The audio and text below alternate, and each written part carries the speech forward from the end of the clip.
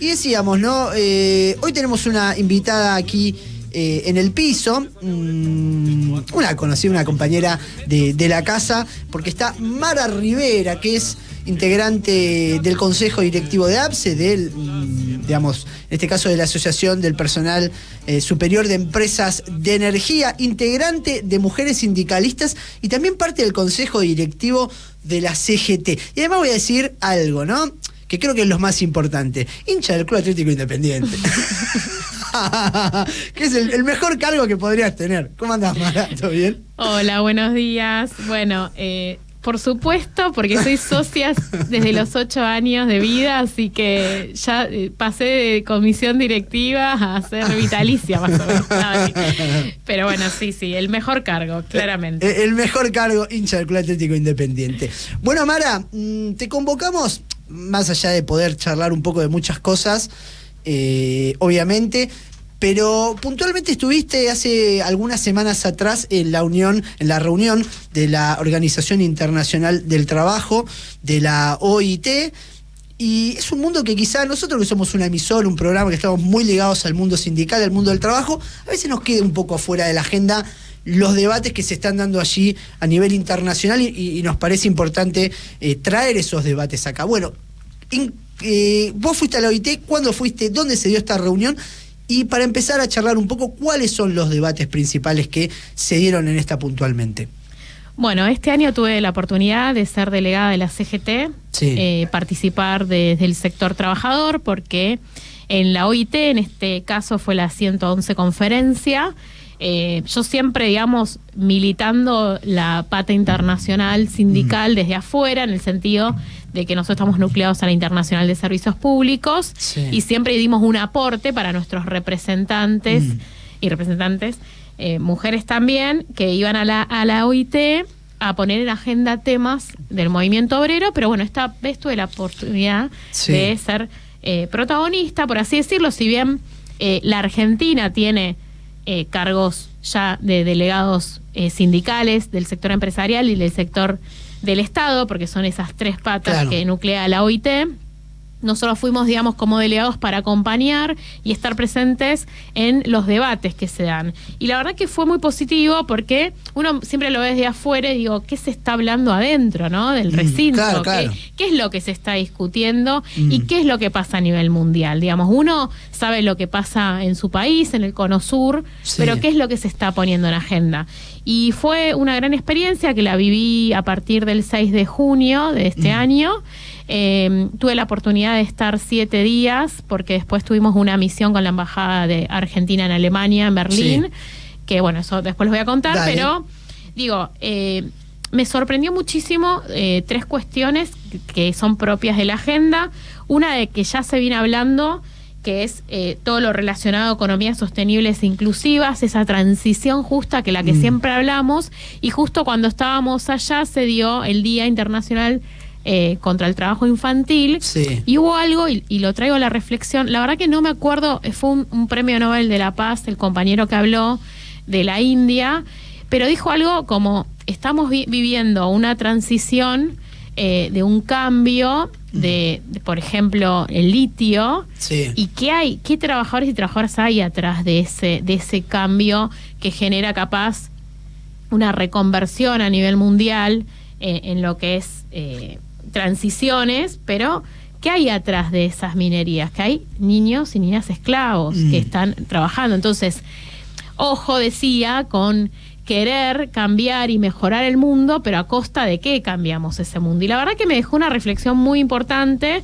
Atrás de él habló nuestra ministra de Trabajo, estuvo presente por el sector del Estado la ministra Kelly Olmos, estuvo presente nuestro compañero ministro de Trabajo de la provincia de Buenos Aires, Walter Correa, y la verdad que fuimos una delegación muy grande de Argentina, fue una de las delegaciones más grandes, ¿viste? Argentina siempre sí. haciendo como ese ruido.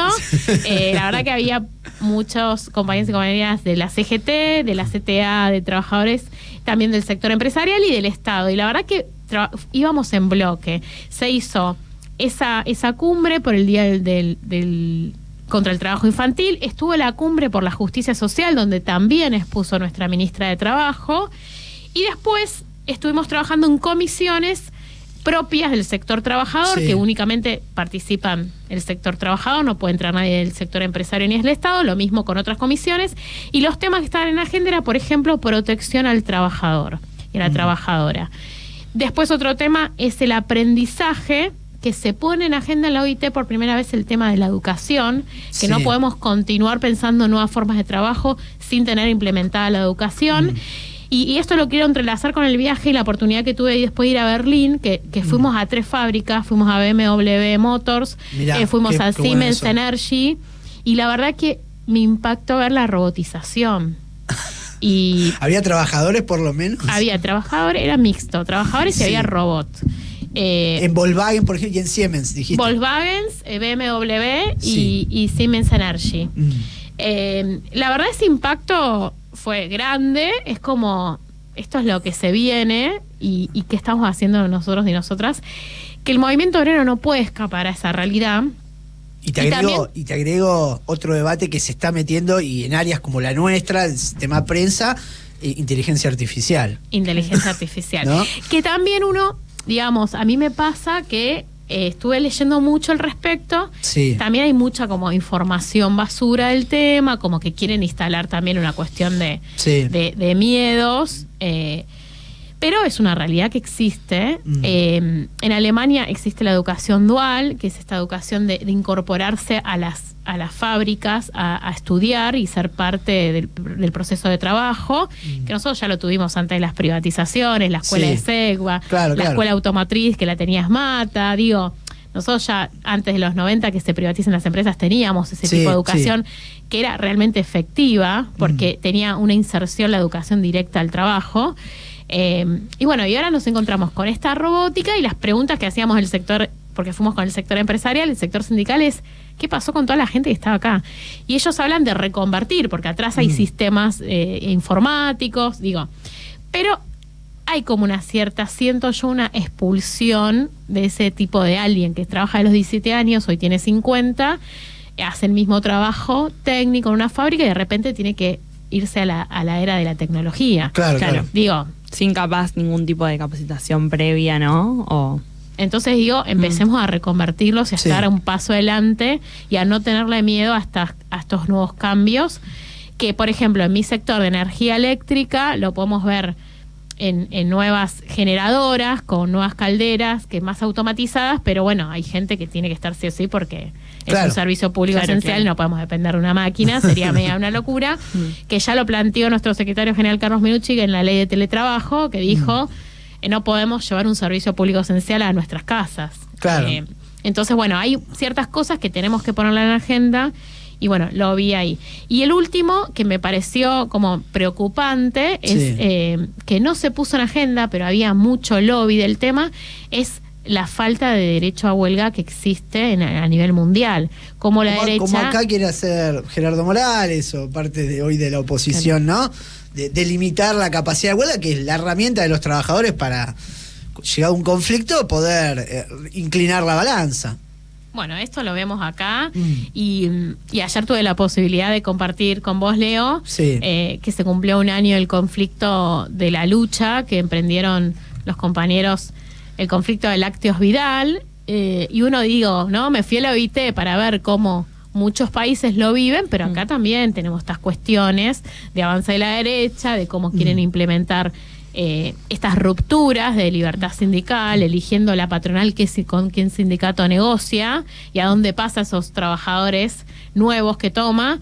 Entonces, bueno, yo creo que ayer fue una gran muestra de que en Argentina también vivimos estas cuestiones. Claro. Uno siempre en materia de derechos Argentina lo ve más avanzado, pero no nos podemos quedar con eso. Creo que siempre hay que estar alertas. Nos pasó con el macrismo y ahora... hay un rezago. Y ahora viene recargado, ¿no? Porque los planteos hoy que uno escucha de la oposición, digo, ¿no? De Patricia Bullrich, uno decía, bueno, Larreta es más moderado. El vice Gerardo Morales de sí, no, y sin ir muy lejos, hace poquito, la semana pasada, hizo unas declaraciones de que hay que volver al preperonismo, ¿no? O sea, la quita total de derechos hacia las trabajadoras. Bueno, pero hay un montón de temas abiertos, Mara, y me interesa cerrar lo de OIT, después vamos al tema político más local. ¿Cómo ves al movimiento obrero argentino? Que nosotros como sentimos mucho orgullo de lo que tenemos, de lo conquistado. En esa reunión que te cruzás con experiencias de todo el mundo, ¿cómo nos ves parado? ¿Cómo ven los debates que hoy tenemos en comparación con otros lugares del mundo? Bueno, a ver, en principio vi muy plantado el movimiento obrero nuestro allá. Sí. Éramos, la verdad que está Baradel por CTA de los Trabajadores y Gerardo Martínez, que es un compañero que nos representa, es nuestro secretario en la CGT de Relaciones Internacionales. Sí. La verdad que Argentina está como bien parado en el aspecto de a comparación, por ejemplo, que en países de Latinoamérica matan a dirigentes sindicales. O sea, estamos discutiendo otras cuestiones, vamos como un poco adelantados a ojo a lo que puede llegar a pasar, porque también lo que vemos alrededor. Sí. El tema que se haya incluido el tema de la educación es un tema que Argentina viene como siendo bandera de eso. Argentina tiene los centros de formación laboral, claro. Digamos, desde el Ministerio de Trabajo ya y desde las organizaciones sindicales se viene haciendo un nexo de que no hay trabajo sin educación, y eso haciéndonos propio carne las propias organizaciones sindicales, que vos hablas con otros países y que las propias organizaciones con los ministerios de trabajo tengan centros de formación laboral es como algo nuevo. Digamos, se van poniendo en agenda temas que se vienen luchando hace muchos años. Pasó con el convenio 190, que fue una lucha fuerte que llevaba a Argentina a instalar ese tema, que nosotros, cada organización sindical lo hace a través de su internacional, y bueno, después confluimos todos en lo que es la OIT. Así que bueno, la verdad que fue una experiencia muy buena. Me gustó mucho, para ser sincera, el acompañamiento que le dimos al Estado, que eso allá no se veía mucho, estaban como todos medios como divididos. Por, obviamente, razones políticas. Nosotros íbamos como medio en bloque. La ministra hablaba, íbamos todo el sector sindical, empresarial, con la ministra. Después, bueno, obviamente, hay diferencias. Claro, por lo bajo después se comentan algunas cosas en los pasillos, pero bueno, en ese también momento, con el sector empresarial, porque te estás sentando con Funes de Rioja. O sea, ¿Quiénes fueron del sector empresarial? ¿Quiénes fue el más conocido fue el abogado de Tala, que va siempre, y bueno, después de distintas cámaras, los que siempre participan, pero de la UIA, representado por Etala fue. Bien. ¿Funes de Rioja fue también? No lo vi. No lo viste. Bien. No sé si fue. Puede ser que haya ido. Fueron 2 semanas, yo participé en una. Yo no lo vi en persona. Sí, cuando íbamos todos juntos a la cumbre por la justicia social, que nos pareció como somos un país que llevamos una bandera de la justicia social impuesta a través de la política. Nos pareció buenísimo participar de la cumbre, fue una cumbre muy linda. Bueno, y ahí acompañamos, la que tuvo la voz fue la ministra Kelly Olmos, y la verdad fue muy bueno. Y después hicimos como reuniones nosotros mismos por Argentina, debatiendo cómo continuamos con esta agenda de la OIT. Cuando volvimos del viaje, Kelly Olmos convocó una reunión para el sector sindical, para ver cómo ponemos en agenda. Así que me pareció súper positivo, porque generalmente uno cuando toma temas internacionales, después como que queda en la agenda media volátil. Y no, la ministra nos convocó a la semana a una reunión y empezamos como a delinear agenda que tengan que ver con el programa internacional, ¿no? Sí, no, digo, a veces uno piensa, el sindicalismo cuando surge históricamente, surge como una idea internacionalista, ¿no? Con esta idea de juntar y de que hay luchas comunes, sobre todo en un mundo además ahora, y en esa época también, donde hay corporaciones que están en todos lados. ¿Qué lejos estamos de tener un sindicalismo? Digamos, hay organizaciones hoy, pero a nivel internacional, que quizá logre tener un poco más de fuerza, ¿no? Que si paran en un banco, digo, en el HSBC, que están, bueno, que paren en diferentes partes del mundo, digamos, están esos debates de poder a nivel global y avanzar en medidas de fuerzas conjuntas, entendiendo después las particularidades de cada país. La verdad lo veo muy difícil. Yo veo al sector empresarial que avanza en eso, porque se generan las multinacionales que están en todos los países, y siguen, por ejemplo, el grupo NEL, que es Edesur, lo que hace en Perú, hace en Argentina. Y nosotros no invertir, pudimos, digamos, básicamente. No invertir, claro. Bueno, pero son políticas de tercerización. No sé, cuando tercerizaron todo el sector de lectura y reparto, lo hicieron en paralelo En Perú fue más fuerte, nosotros tuvo una resistencia más grande. Entonces digo, de acuerdo al movimiento obrero, pero nosotros no logramos unirnos. Sí se hace a través de nuestras internacionales sindicales, pero no se toma una fuerza. Y algo que me hiciste acordar, que Perón puso el Atlas y los agregados obreros en aquel momento, claro, donde llevó a trabajadores preparados, formados a ser delegados en todos los países. La verdad que eso fue... Como parte de las embajadas, ¿no? Claro, embajadores, pero eran laburantes, claro, digamos, preparó. Yo creo que si vos tenés esa concepción, que el embajador que esté ahí tiene un sentido de pertenencia al movimiento obrero, es distinto. Como claro, que podés contar la realidad. Y en esa época que no había WhatsApp, no había Twitter, no había nada, digamos, ¿qué experiencia habrá sido? Hoy, digamos, el teléfono nos acerca a cualquier parte del mundo, pero yo lo voy a decir en primera persona, que participo en la Internacional de Servicios Públicos. Habíamos armado una mesa de trabajadores y trabajadoras del Grupo Enel en Latinoamérica y nunca pudimos hacer nada en conjunto. Bien. Ellos avanzaron. Claro, digamos, claro. Fundieron las empresas, porque de hecho se fueron de toda Latinoamérica. Acá a ver, paréntesis, ahora seguimos. ¿Qué pasa con el Grupo Enel? Porque quería vender Edesur. Enel es la propietaria de Edesur, digamos. ¿En qué quedó eso, no? Estaba por lo menos con esas intenciones. Y recuerdo, estamos hablando con Mara Rivera, que es dirigente, parte del Consejo Directivo de ABS, integrante de Mujeres Sindicalistas y también del Consejo Directivo de la CGT. Ahora vamos con Enel. Bueno, el Grupo Enel en Argentina puso en venta Central Costanera, Central Dock Sur, Edesur y el Chocón. El Chocón tiene la particularidad por la ley de Parrilli, digo Parrilli, seguramente habrá habido más senadores, que se terminó la concesión y vuelven al Estado, así que se termina la concesión, en realidad vende por eso. Central Costanera se la vendió al grupo de Central Puerto, Central Dock Sur la vendió a YPF, que tenía acciones.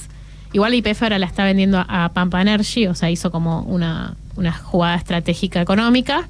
Y queda el grupo de Sur, que no lo quiere nadie, porque no es negocio, porque el que viene o sigue fundiendo la empresa, claro, que no le queda mucho margen. Digamos, como en un pésimo servicio donde en cualquier momento te queman la sede. Exactamente. No, y en el informe... te quema, y sí, la sede central, porque... Está claro que ya está muy podrido la gente de zona sur de la capital y del Gran Buenos Aires con el servicio de Sur. Y te sumo al último informe del ente regulador que salió esta semana, que la misma empresa afirmó que hay energía de distribución por 2 años que queda. Entonces estamos en una situación... ¿Qué significa eso? Y que las redes están devastadas y si no hay inversiones, que no habría más. 2 años va a haber un colapso. En las redes. Para quedarnos tranquilos. No queremos ser apocalípticos, pero probablemente en 2 años, si no hay si querés, volvemos a la OIT.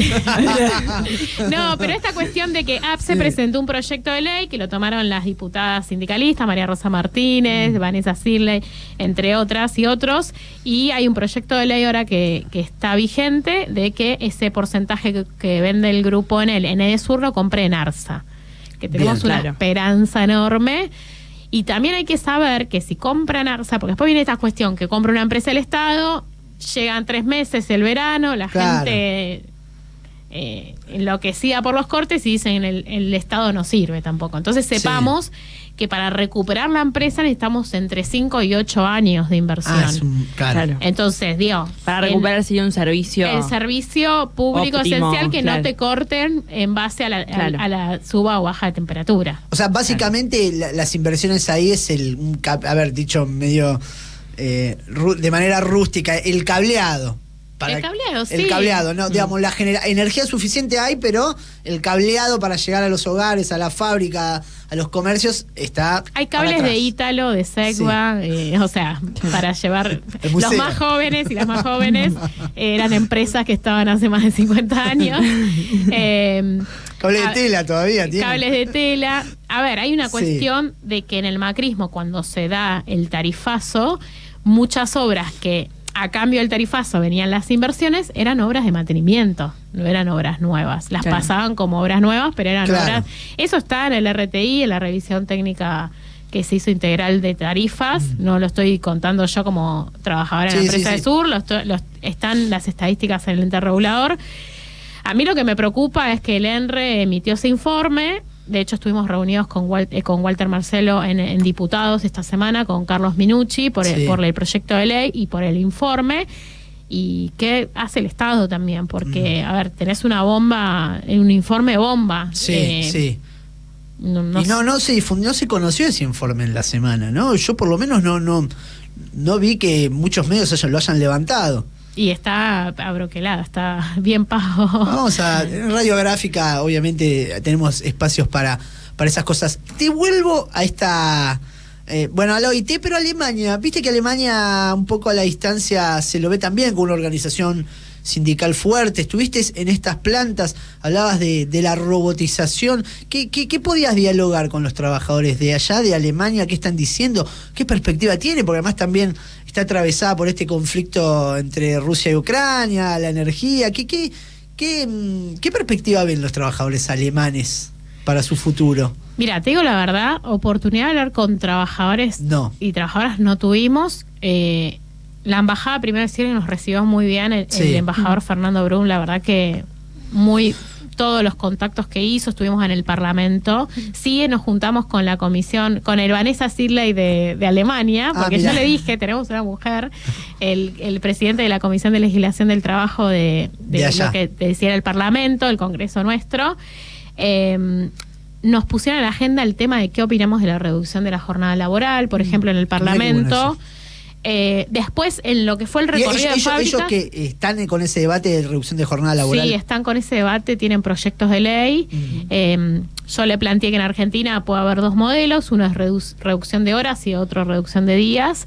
Y es como que se quedaron como... Hay distintas posibilidades, ellos iban por reducción de horas. Y yo esto lo ato Recordemos que aquí en Argentina tenemos una jornada semanal de 48 horas. Claro. ¿No? Claro. De 1928, 29, si no recuerdo mal, y que ha pasado bastante agua bajo el puente como para poder modificar eso, ¿no? En términos de productividad. Sí. Acá también otra cosa que se plantea la reducción es hablar de bien atado a la productividad y al bienestar social, porque ¿qué hacemos con esas horas que tenemos? Digamos, va a haber un crecimiento, depende si se toman el viernes, capaz que va a haber más consumo. Hay un montón de cuestiones. Las mujeres lanzamos el cuarto cuadernillo, de paso el chivo, sobre la reducción de la jornada laboral, que ahí justamente hablamos qué impacto social tiene. Digamos, no solo en las mujeres, ¿no? Porque hicimos un cuadernillo que abrazó a todo. Recordar el cuadernillo, cuál era el título, qué era el tema. Así, profundo. El título es... sí, pero se me... Bueno, el tema. No, sobre la reducción de la jornada laboral. Disculpe, no me acuerdo el título, pero ya se me venía a la cabeza. El tema... a ver, estamos planteando una cuestión. Nuestros cuadernillos de mujeres sindicalistas siempre estaban alineados al... que de hecho ahora lanzamos la diplomatura de esos cuadernillos. Mirá, ¿dónde? En la UTN de Avellaneda, con el Ministerio de Trabajo de la Provincia de Buenos Aires, el CONICET, la Corriente Federal de Trabajadores y Trabajadoras, y el Instituto de APSE, el IAETES, que se llama Los derechos que necesita el mundo del trabajo, que es un análisis que hicimos las mujeres sindicalistas a través de estos 4 cuadernillos. Y uno de los temas, que fue el último, fue la reducción de la jornada laboral, que estamos planteando, si bien le damos perspectiva de género, porque ¿qué perspectiva de género le damos? Las mujeres necesitamos más tiempo, ir corriendo a buscar a nuestros hijos y hijas más rápido, o esa que sea una corresponsabilidad familiar. O sea, se entrelazan muchas cuestiones con el tiempo. Obviamente. Y también pusimos en eje esto que decís vos, que las dos grandes fechas... Con las tareas de cuidado, ¿no? Con las tareas de cuidado, exactamente. Y por otro lado pusimos en protagonista esto que decías vos recién, las dos grandes fechas que tiene el trabajo, feriado, son el 8 de marzo, no es feriado el 8 de marzo, pero es el 1 de mayo y el 8 de marzo, que justamente son luchas por la reducción de la jornada laboral. Claro. Una y otra. Entonces digo, la historia nos viene marcando y nosotros no estamos generando ese cambio. ¿Y esa diplomatura, cuándo comienza? ¿Quién puede acceder? ¿Quién puede participar de esa diplomatura? ¿Cuáles serían esas características? La diplomatura se lanzó en junio, o sea, el mes pasado. ya empezó en julio. Bien. Participan compañeras y compañeros de distintas organizaciones sindicales. La verdad que tuvimos muy buenas inscripciones, así que finalizamos en noviembre y vamos a lanzar una segunda corte en la UTN Avellaneda. Ya lo estamos hablando porque la verdad que las diplomaturas son de 120 horas obligadas y tratamos que sean grupos no más de 100 porque se pierde un poco el trabajo y demás. Entonces, nada, para el año que viene tenemos la segunda diplomatura con el mismo tema y capaz le podemos incluir el 5.º cuadernillo que estamos trabajando, que todavía no tenemos bien el título. El otro día vi la sesión en el Congreso, no estuve presente, pero bueno, sí la puedes ir por YouTube con las licencias, ¿no? Que hay un tema que ya también se está empezando a plantear de licencias parentales.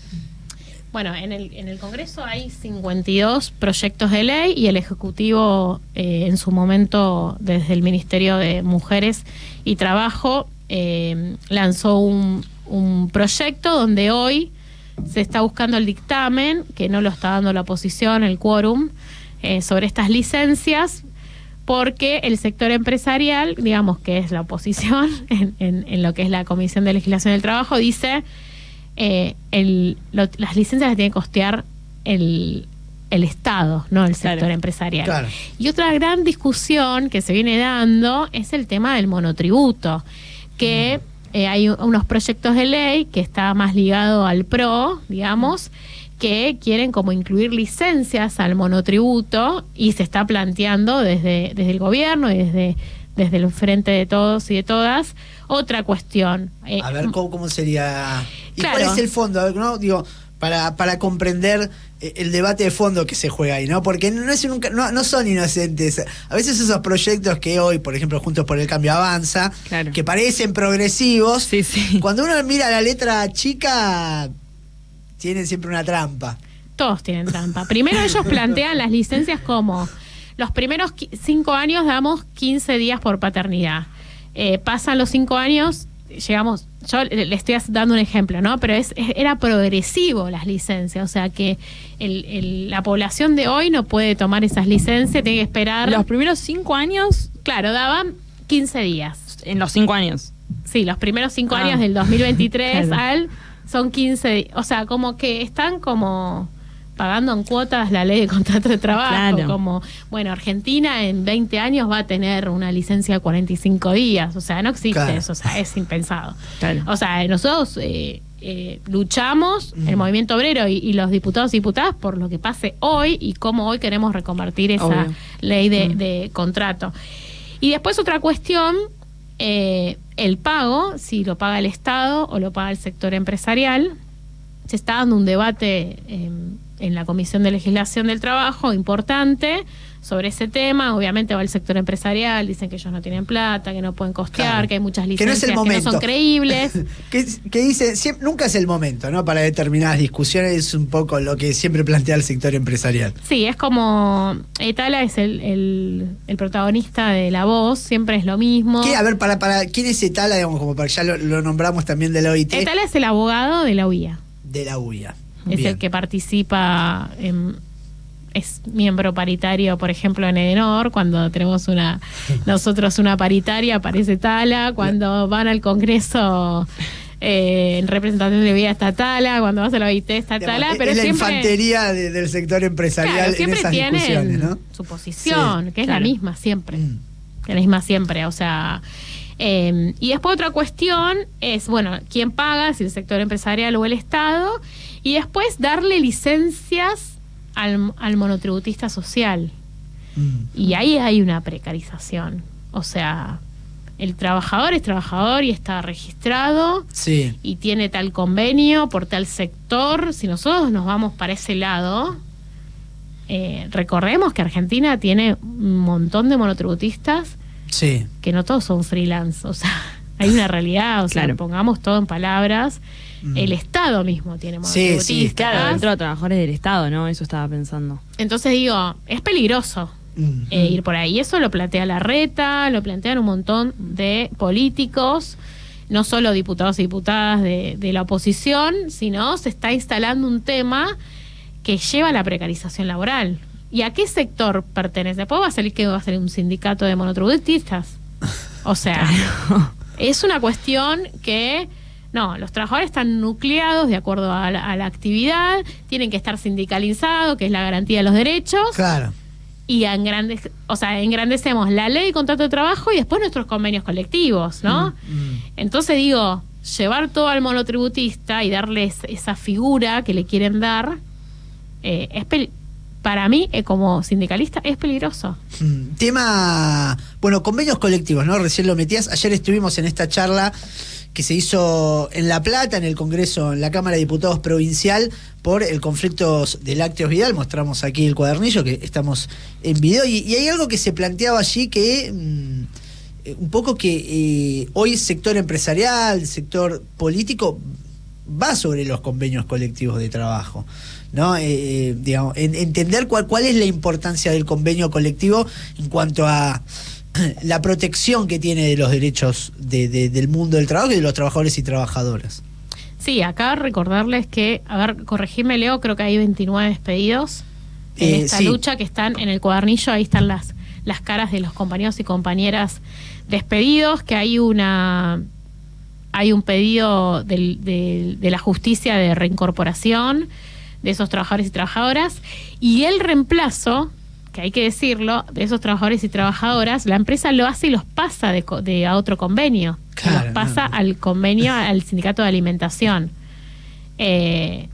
O sea, es también decirlo que echa a 29 trabajadores y los que toma nuevos los toma bajo otro sindicato.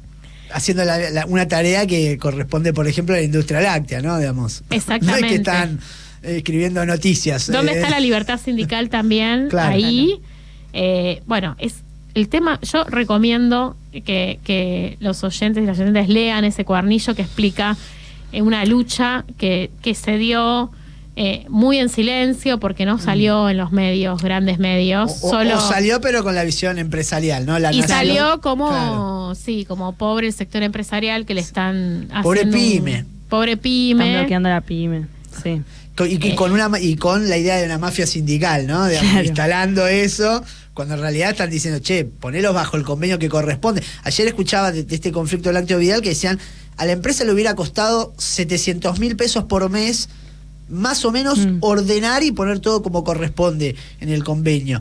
Y no lo quiere hacer cuando factura 40 millones de pesos por día. Claro. Exactamente. O sea, nada, es gravísimo y es un claro ejemplo de lo que quieren replicar, claro, en todos los sectores, ¿no? Sí, no. Mara, yendo un poquito a esto que se me viene de todo lo que venimos hablando, y lo primero que pienso es como con un mundo nuevo, hablando del mundo de trabajo, después de la pandemia también, ¿no? Creo que trajo nuevas discusiones. Bueno, la reducción de la jornada laboral, como veníamos diciendo, es algo histórico, pero me parece que con la pandemia fue como...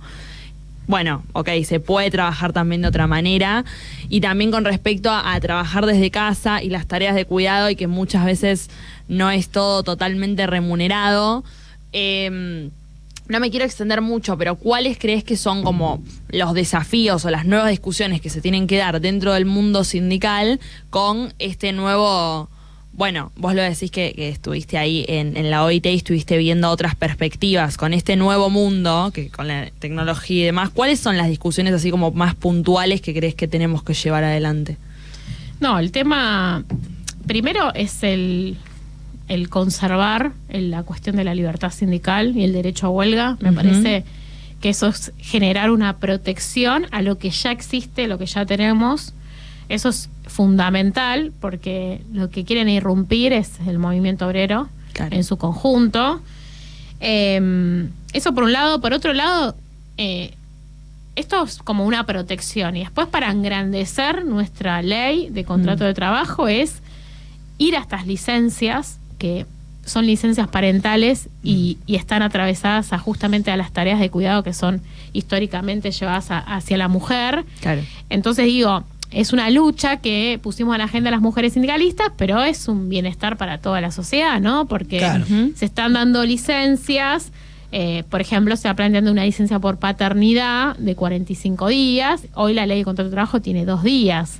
Claro. Y también incluirlas en la ley de contrato de trabajo es como que sea para todos y todas, ¿no? Claro. No solo, nosotros desde nuestras organizaciones sindicales las engrandecemos a través de los convenios colectivos, pero queda reducido, ojalá tendríamos el 100% sindicalizado y que cada sindicato, pero no existe en Argentina tener el 100% de sindicalizados.